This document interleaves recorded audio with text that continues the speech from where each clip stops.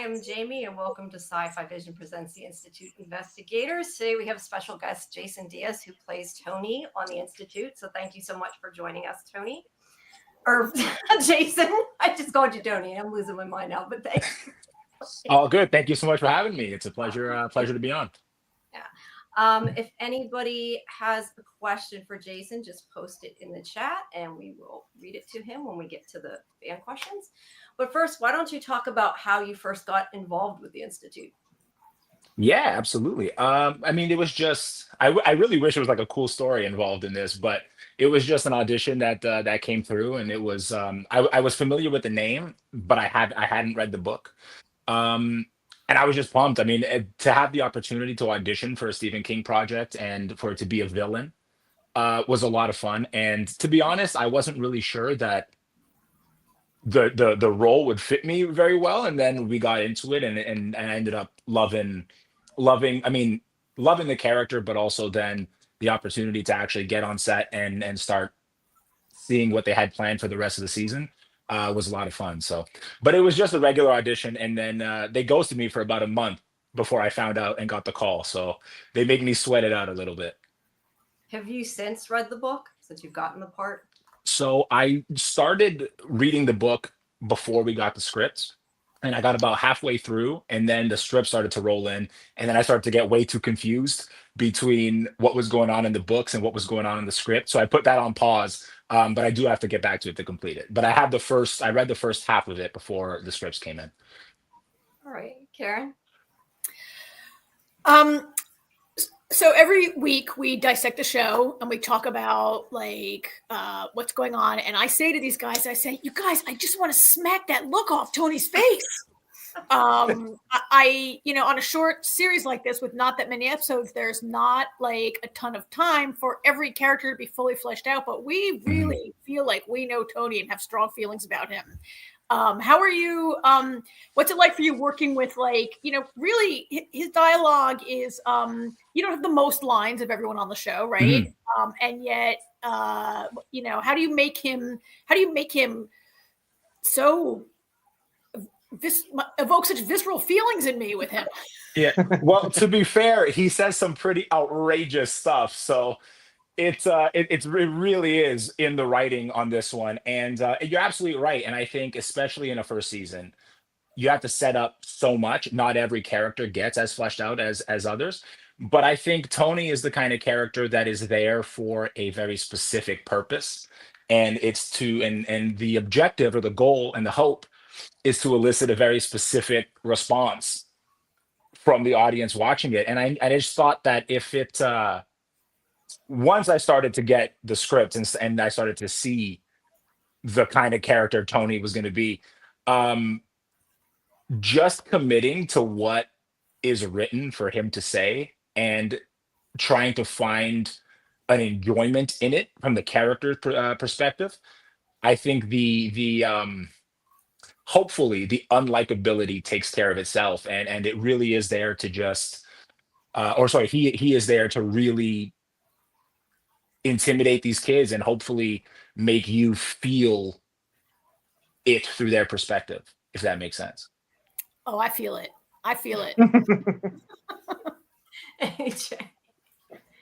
So prior to getting the role, did you have any experience torturing children, or that just came naturally?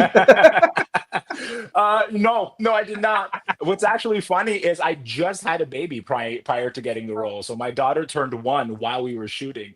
And I was like, wow, this is a very interesting time for all of this to fall into the place. It made it a little strange, but no, thankfully that was all made up. Is there any ad-libbing going on set, or is everybody pretty much stick to the scripts, or you guys have any fun to like break up the monotony and the insanity of what is happening to these children? Yeah. I mean, ad-libbing I think is always encouraged, and I think Jack Bender welcomes that kind of collaborative energy. But I can say for myself, a lot of that was just right. Most of that was right on the page. But there was here and there. Yeah, we could have fun with it for sure. And then also, once the camera stopped rolling, the tension significantly decreases. So that also helped out a lot. Are you someone, a lot of people, I'm trying to think of the right way to say this, but they, when they get into a character, they kind of put their mind there, but other people, they don't. And obviously, because he does do a lot of not so nice things, like, do you really, I don't know, go to a dark place to do that? Or do you find yourself? And if you do, or is it easy to get back out of it? Well, I think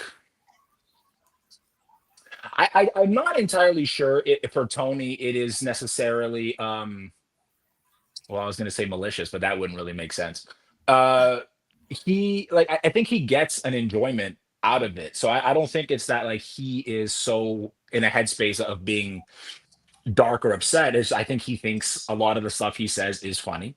I think so it's not as like if he was a really brooding, very very angry guy all the time, then maybe it would be different. But the fact that I think he has a good time with it, I had to try and have a good time with it, and so it kind of broke up the intensity of it for me anyway.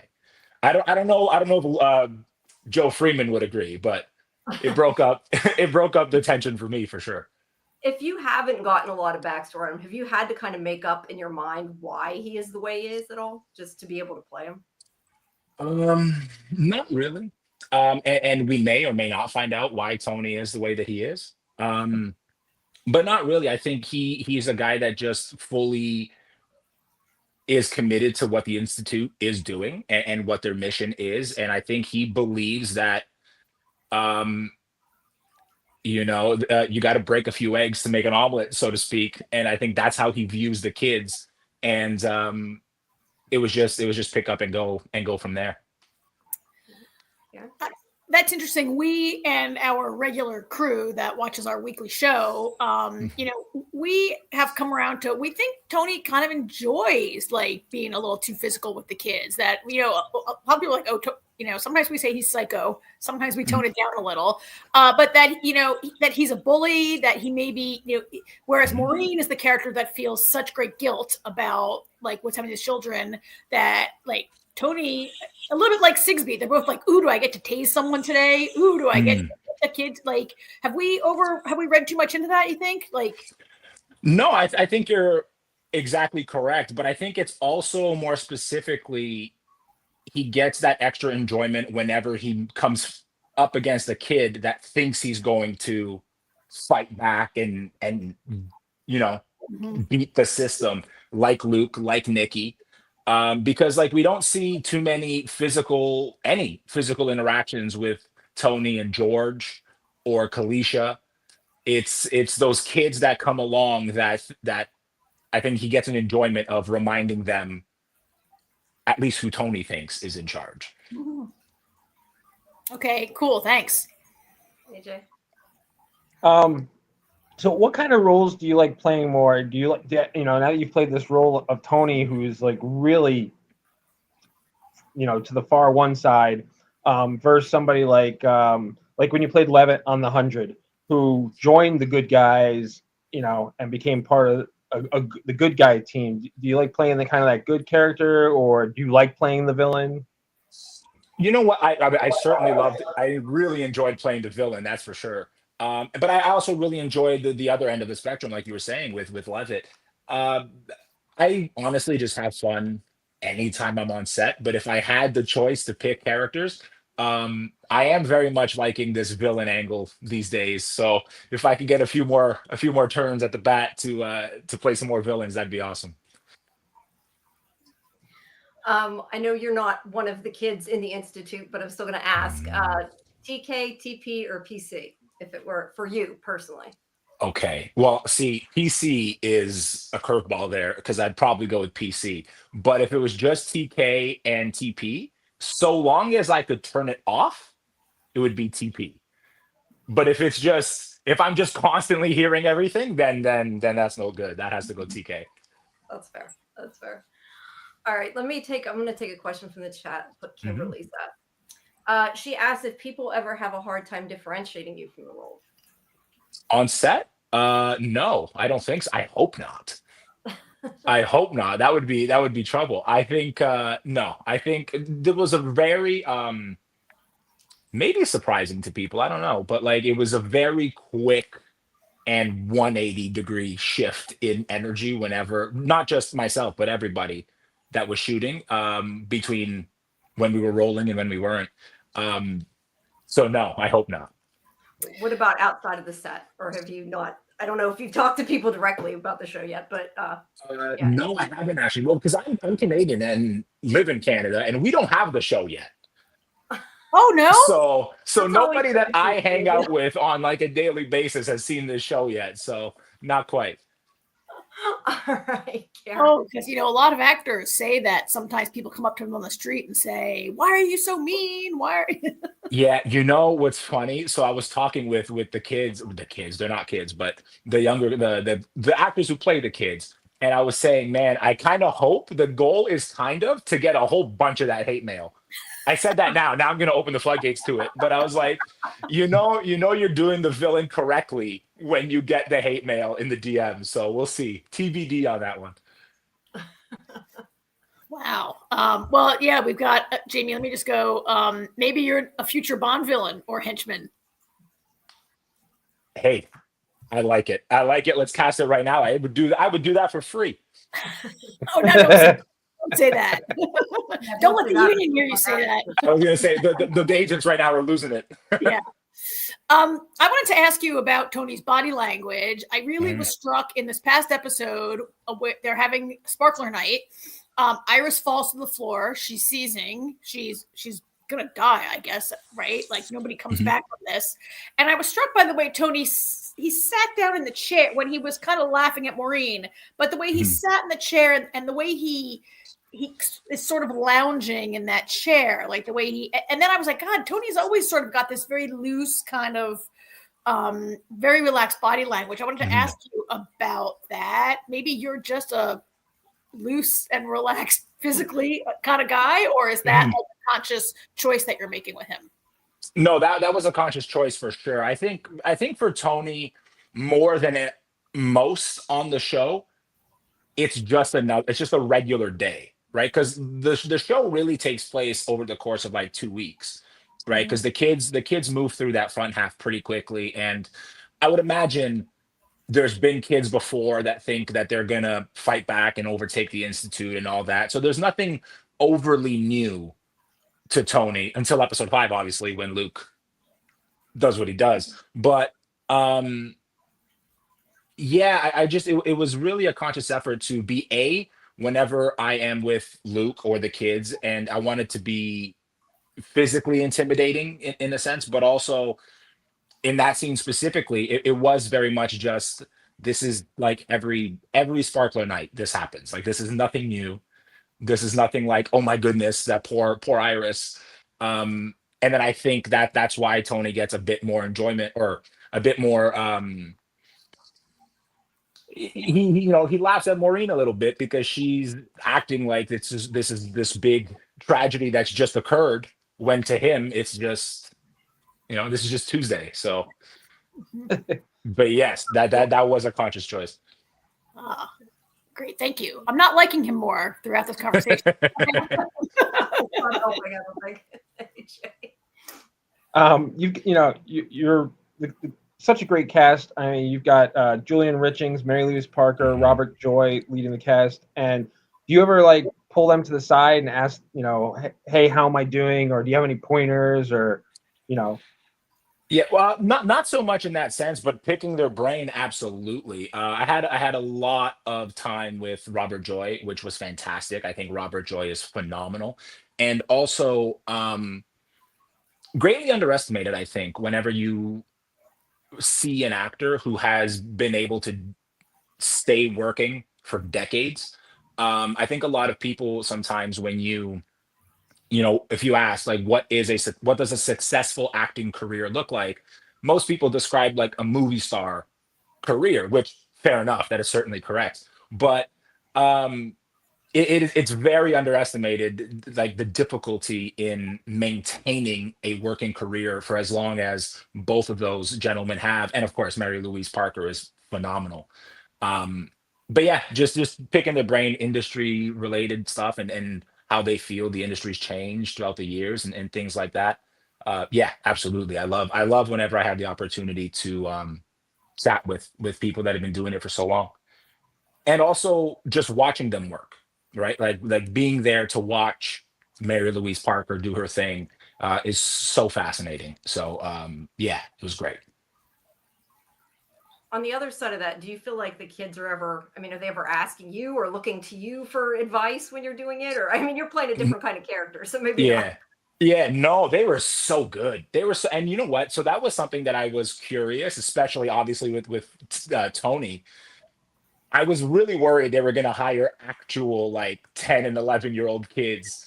And I was like, "Oh my goodness, like the it's going to be exhausting being so nice in between in between shooting these scenes if they're actually 10 years old." But luckily they were not, with the exception of Vigo, who was not scared of me at all. So maybe he didn't think I was doing a very good job.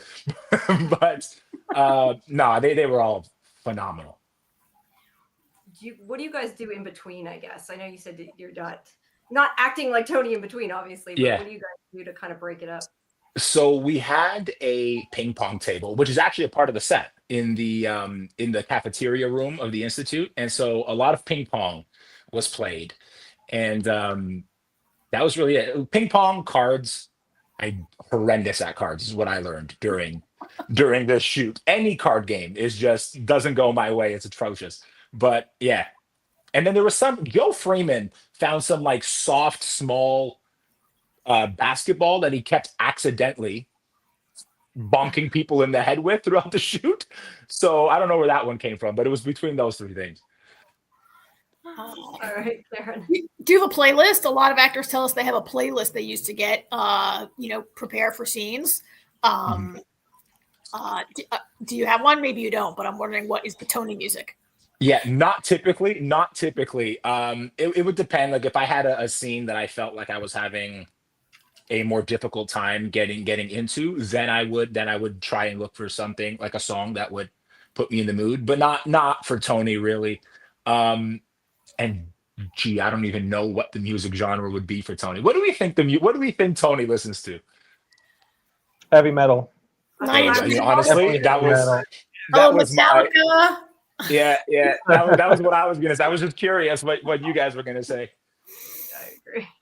Yeah. That's funny. It was Metallica specifically is what came to mind. Oh, and see, I'm wearing the right shirt for today. They, Jamie, can I go to the chat? Yeah, go ahead. Our friend Wild Marjoram Scarlett asks, since the institute is so dark, did any of you do pranks on the set to lighten the mood? We always like to hear about that. oh, I don't think there were any pranks done on the set. No. I don't know. You know what? I don't know. I don't think I was involved in any prank. There was like a very I hesitate to say this was a prank, but Joe Freeman, who is British, was flabbergasted by the fact that we eat raw broccoli, like like you dip it in the veggie packets, and he was just blown away by the fact we eat it raw. He couldn't understand, and so a lot of the makeup department kept sticking broccoli in a whole bunch of his stuff. That like lasted, I'm pretty sure, the whole shoot. So that was like from episode 2 to the end of the season. They were sneaking broccoli into this young man's wardrobe. That's hilarious. But as far as I'm aware, that's all I know. You guys are so all business on that set, huh? Maybe, or maybe nobody just did pranks when I was around. I have no idea. Maybe they're scared of you. They're afraid you're turn Tony. Yeah. AJ, what you got? I'm gonna grab another one from the chat. What's the worst thing Tony has done in your opinion? And up to episode, have we even seen the worst thing he's done yet? As of episode 5. I think so. Yeah, in terms of what we will see on this show, I think he's done the worst of it. I don't even know that it is a physical act that he's done. One of the lines that stick out for me the most when I think of a scene that kind of encapsulates who Tony is in episode 3. There is that whole sequence where Luke is brought into the testing room and we shoot him up with whatever that green juice is, and he sees the dots on the screen, and then he wakes up and he gets tased. It's that whole scene. So when we actually shot that, there was a lot more Tony isms in that scene. And I think it was a little bit too much, and so they pulled it back a little bit. But regardless, in that scene, he's just been drugged, he's been slapped, he's had a seizure and passed out, and then was tased. And when Tony throws him back in the room, before he lets him go, he tells him, "Next time, don't be such a pussy," and then he closes the door. And I was like, if there is any line that sums up who this guy is, I think it's that one. Like, you've just spent however long torturing this 14-year-old boy, tasing him and slapping him, and then you're upset about the fact that he was crying and showed emotion and all this stuff. I think yeah, that's my moment for Tony there. Is there any more of those that were cut that you can think of that you? Any more like those kind of lines? Yeah, that they cut, because you said they cut a few of them. It sounded like. Yeah, there was another. Well, they cut a few. They cut a few like slaps and physical moments. Oh, okay. Yeah. They cut quite a bit of physical moments in that scene, which is wild because that scene was already plenty physical, like as is. So, but yeah. There was another one where he was talking a whole bunch of trash to Luke when Luke was in the deprivation tank.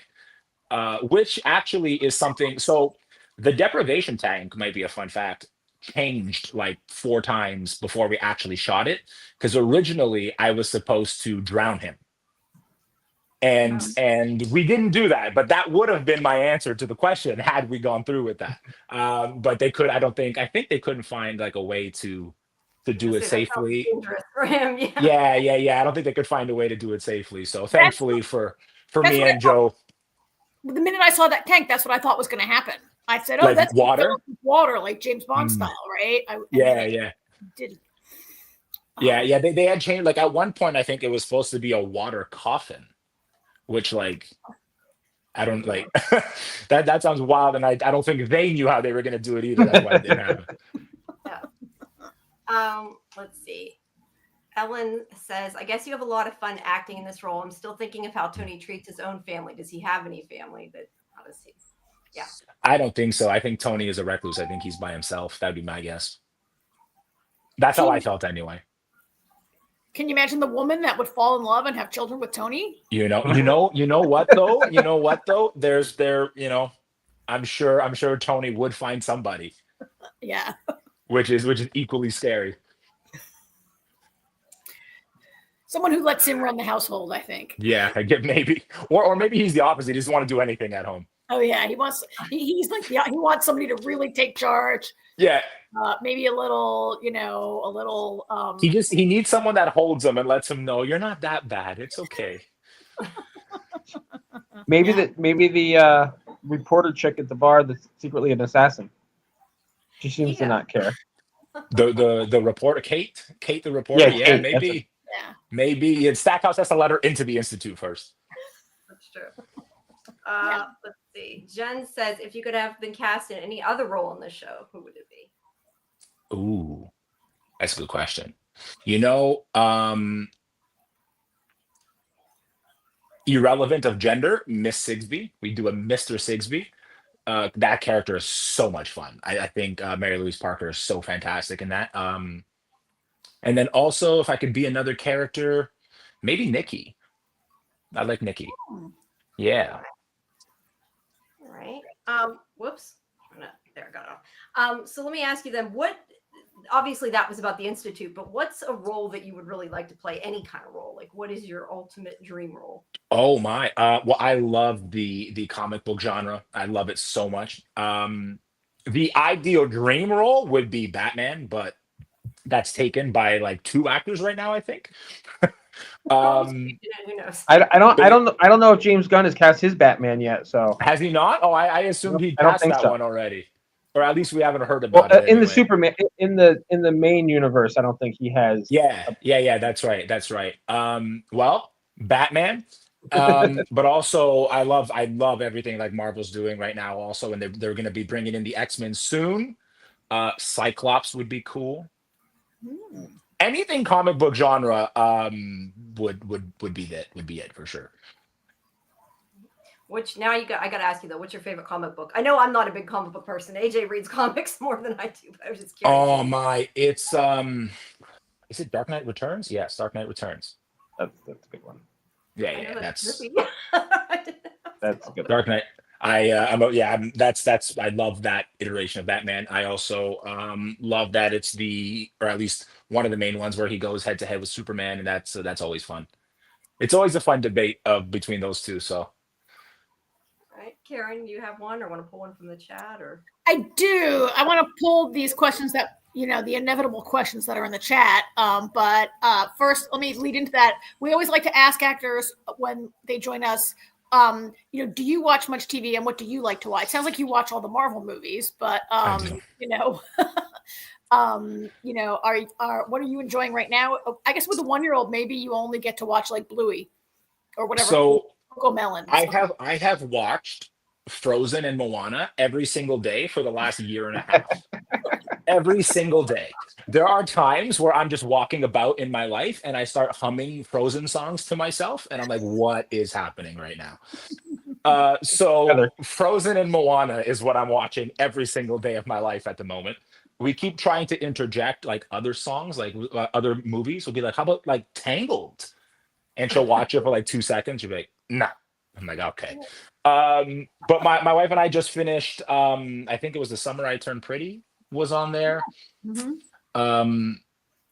Yeah, my wife controls the TV at night for most of the time. I'm indecisive. I can't pick anything. So I just sit there scrolling the 97 different streamers endlessly until eventually she picks something for us.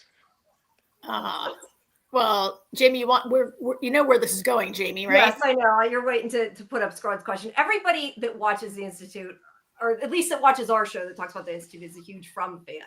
So have you seen that, or has your wife seen that? Is a huge From fan? You know the show From? Yeah, I'm just kidding. Absolutely. Of course I know From. From is fantastic.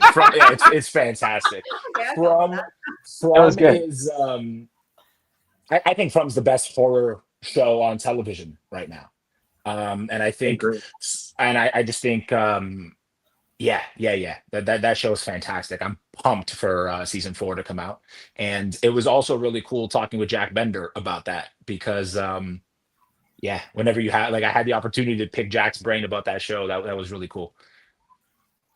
I was going to say, Kimberly also asked if you got to talk to John Griffin, since he was on the last episode as the guy pushing in the body. I don't know what else. Yeah, no, I did not. I heard he had a great time putting that poor child's body into the incinerator. Is it? Apparently, it was a grand old time, but I was not there that day, unfortunately.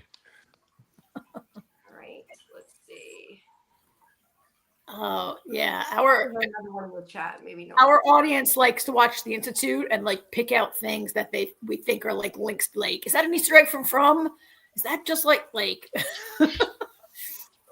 everybody's always trying to compare the two shows. Compare the two shows? Yeah, although the From fan base, they see From references in everything. Right. Yeah. Well, I mean, fair enough. You got Robert Joy. You have quite a few other tie-ins as well, and of course, obviously Jack Bender. So. I get it. What's been your favorite scene that you've filmed of Tony's? My favorite scene of Tony's was the deprivation tank scene.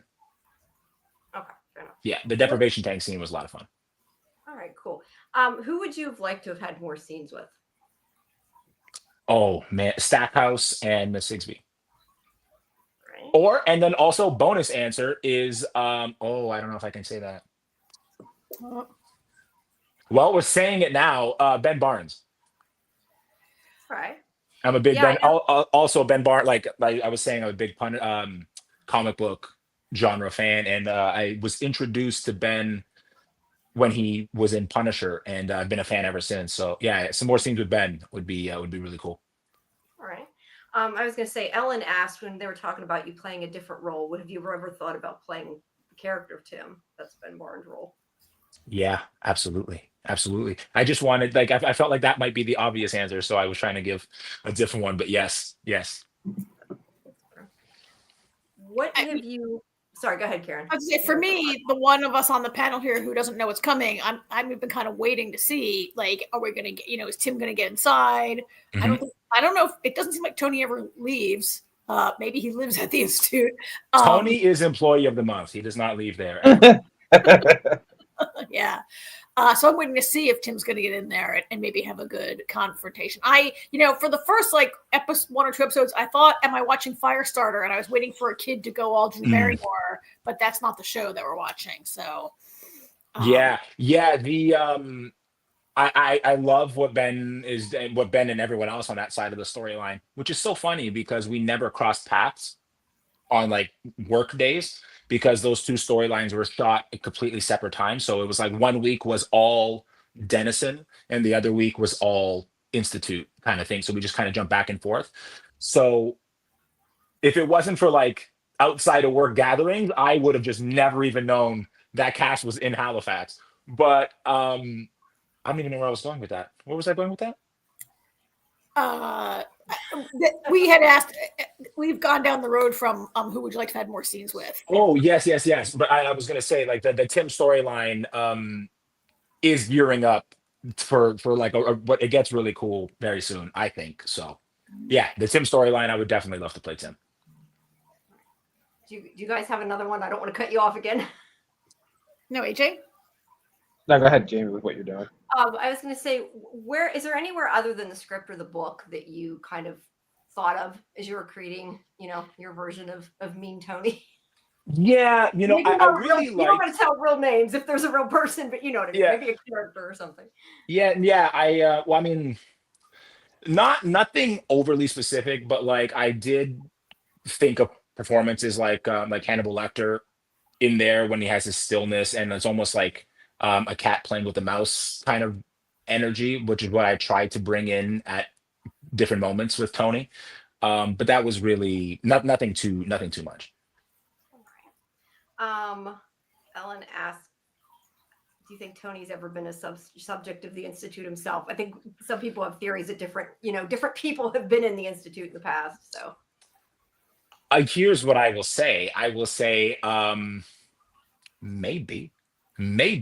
I think that's a really cool theory. I've seen this theory. I think people have the same theory about poor Annie in the town, and I don't want to say anything. I'm not entirely sure where things are going with that, but I think it would make sense that the Institute kind of farms their own internal staff. It's kind of hard. I don't think there's job fairs for like the worst people in the world. Hey, come torture kids with us in the name of what we tell you is saving the world. So I think that would make sense. I think it makes sense. I like that. I like that theory. Really? I feel a little bit the opposite, actually. Like, I feel like these kids are special and maybe Tony is not special, and it helps him to not TP, not TK, Yeah. and that it helps him to maybe see them as less than human, and not as, you have to not see people as people if you're going to be able to be mean to them, right? And absolutely. Maybe there's a little, not inferiority, but a little othering of them going on.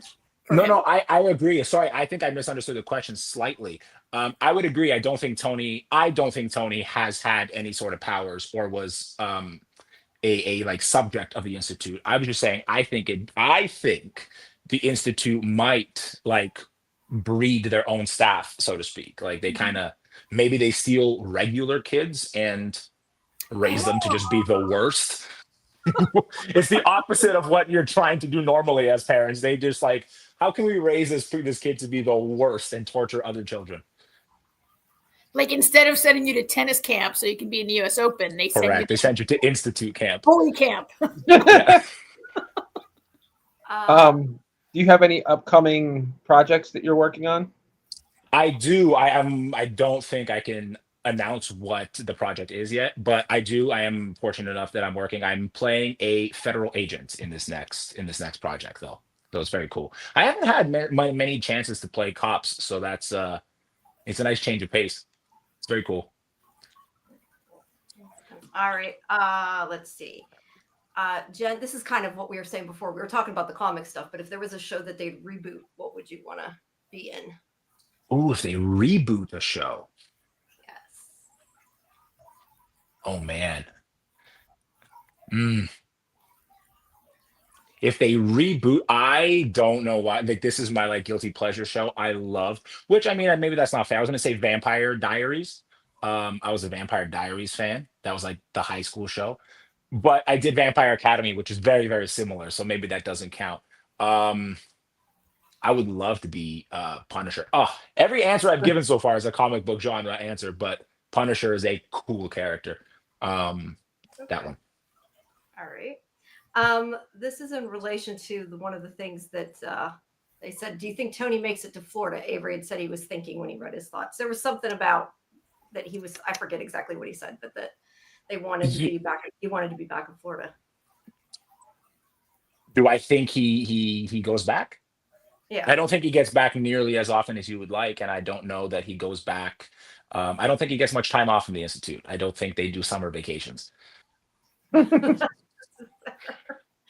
that's why he doesn't seem to like to be there too much. Yeah. He blames the kid. He blames the kids for losing out on his vacations. Yeah. Did you? I know you said that like he kind of. I don't know. It sounds like more sees it as fun and like just his lines and that. But is there anything that like he's done that was hard for you to do that like made you kind of stop? Other than you didn't do the drowning, so I guess that didn't happen. Mhm. But Yeah, a lot of the like the abusive scenes, like the slapping, like the tasing, especially with Nikki. Like there was the cafeteria scene there where Nikki and not Simone, Nikki and Kalisha were having their goodbye, and then Tony jumps in and kind of ruins the whole party there. Those two scenes, but more specifically, it's watching. And I don't know that it was me, like the performance of doing things, or if it was Joe Freeman's like vulnerable response, like his performance on the other side, that was more hard to sit through because that like that poor, I think you can feel Luke's pain and experience and everything that he's going through very well through Joe's performance. So it was mostly just being an ass on my side of the camera and then looking at Joe who just looked like he was having the worst time, and I was like, oh, poor guy. is there anything other than the abuse that you found difficult at all?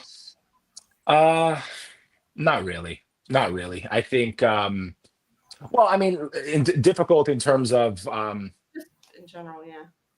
yeah, not really. It was just I kind of at least I mean this might be obvious, but I just it is very much just acting, and so it's more of with especially again with Joe and then the other kids who just like to joke around in between takes. It's more of we have a bit of a giggle about like, can you believe this is what is being said in this moment to a 14-year-old child? And then it's kind of, it's that dark humor, I guess, if you will. As long as you're not a method actor, you're okay. Yeah. Kimberly had asked, I missed this before we were talking about From. If you were in From, would you rather be a monster or a person trapped in the town? Trapped in the town. Right. Yeah, I think that's I love that concept so much of like the whole From situation, and I think that'd be so much fun to play a character that just freshly comes in, gets trapped in the town. That's a very interesting dynamic, I think. Right. And I think there was one, I think it was Scarlet. Oh wait, here it is. Was there any that we don't know about that anything you were told about Tony's backstory that kind of helped you? No, nothing. They told me nothing about his backstory. Is he in the book? He is in the book, but not as the Tony that we see in the show. In the show, he's a mashup of a few different orderly characters. Mm-hmm. I was trying to see, would you want to, I was looking at your in movie database before I asked, but I was going to say, would you want to write or direct something? Because we talked about what you'd like to do. I would love to produce and direct. Nobody wants me to write a movie, but I would love to produce and direct. Yeah, that'd be a lot of fun. Maybe you could write a comic book. Maybe. Yeah. see. We got. I want to ask a quick question, Jamie. I wanted to ask about Halifax. As we know, as Americans, we know like so many the industry has been growing so much in Canada. So many shows are shot there. Toronto was a big hub. There are other places. I'm not sure. I was aware that Halifax. Are a lot of shows shot there, or were you guys pretty much like the pioneers out there in Halifax? And I assume you had to move for some period of time away from your family, right? Yeah. So Canada's gotten a lot busier in the last few years. I think it's mainly Toronto and Vancouver, but and Halifax, like we were by no means the pioneers over in Halifax, but I also don't think it's the busiest market, which is kind of nice. It was very I don't think I've been very, very lucky with a lot of the shows that I've done with cast and crew, but the crew out in Halifax was a lot of fun to work with. And they were the same crew that does From, so the familiarity is there, I would imagine, and I guess. So but yeah, that was a lot of fun. And that was my first time over in Halifax on the East Coast. So that was also really cool. And anytime I get to travel for work, it's a lot of fun because I inevitably go to a lot of different places that I would not have just gone on vacation to, right? So Halifax is very cool. I know we're almost at 45 minutes. Let me get one of Scarlett's questions here. What other than the Punisher, what other comic book characters do you like? And and Batman, other than Punisher or all Batman. of them. Superman is Batman is my favorite, followed closely by Superman, and then I love Wolverine, Cyclops, Human Torch. I had my eyeballs on that one until Marvel made it too soon. So many. Spider-Man also, I love that, and Spawn. I'm a big Spawn fan as well. Oh, that would be a good one. Spawn.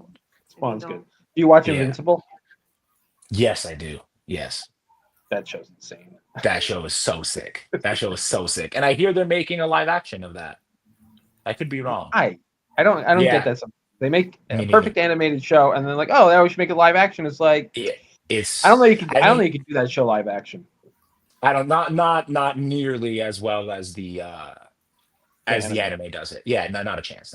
But like, I get it. It's a super, it's very, very popular right now. But that show is super cool, and they haven't missed. Like all 3 seasons have been unbelievable. Comics are having their moment. It seems like the TV industry has, it's only been in recent years that they've discovered this huge amount of incredible storytelling. And on our show, we covered Paper Girls. We watch Resident Alien. We're watching Revival. Do you read a lot of like more of the alternative and indie books? And if you're not watching Revival, you got to get that on your TV. No, I haven't been watching Revival, actually. I do have to check that out. I was actually watching an interview that you did with CM Punk because I'm a big wrestling fan. I'm a big wrestling fan as well. And that actually played into Tony quite a bit as well, because I just think Tony is written to be a heel, which is in wrestling terms the bad guy, and the whole purpose is to get as much heat as possible. And that's just really how I approached the role. I was like, how can I be as like annoying to watch as possible? Yeah. And it was, and ultimately I think I settled on just taking enjoyment. Tony getting enjoyment out of saying and doing what he says, I imagined would be very annoying to watch. And and I thought, like I said, I think the unlikability would take care of itself. So we'll see. That's fair. Or maybe there's a huge 180 shift and Tony ends up being the nicest guy ever. Who knows? We got a few episodes left. I don't know. All right. Well, I know we've been 45 minutes, but thank you so much for your time. We appreciate it. And it's been a great interview. So thanks for talking to us. And, absolutely. Thank you. Thank you all so much. I want to say I look forward to seeing the end. I look forward to seeing the end again. Maybe I should say that. They look forward to seeing the end. Awesome. Thank you. And thank you to everybody that wrote in questions. I appreciate it. And I hope everyone had a good time. Yeah. Thanks, everybody. Definitely. And please make sure you guys come back for our revival show that we have at 11 tonight. And of course, we have our deep dive for the Institute Sunday night at 11 too. So thanks, everybody. Have a good night. Thanks, everyone.